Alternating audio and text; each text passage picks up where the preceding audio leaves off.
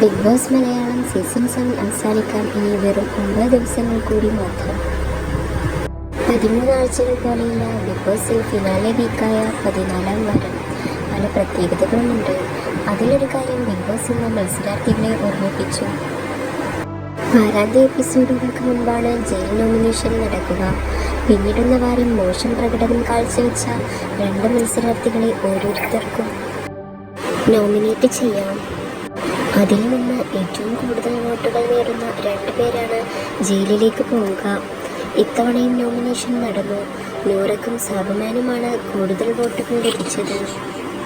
എന്നാൽ അവസാന വാരം അടുത്തതിനാൽ ഇനി ആരെയും ജയിലിലേക്ക് വിടാൻ ഉദ്ദേശിക്കുന്നില്ലെന്ന് ബിഗ് ബോസ് അറിയിച്ചു. അതേസമയം ജയിൽ എക്സ്പ്ലോർ ചെയ്യണമെന്ന് ആർക്കെങ്കിലും ഉണ്ടെങ്കിൽ സ്വന്തം തീരുമാനപ്രകാരം ജയിലിൽ പോകാമെന്നും ബിഗ് ബോസ് അറിയിച്ചു.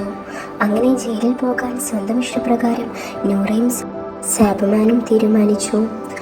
അവരുടെ ജയിൽ സമയം കഴിഞ്ഞതായ അറിയിപ്പ് ലഭിച്ചപ്പോൾ അവരെ പുറത്താക്കിയ ശേഷം അനീഷാണ് ജയിൽ പൂട്ടാനായി എത്തിയത്.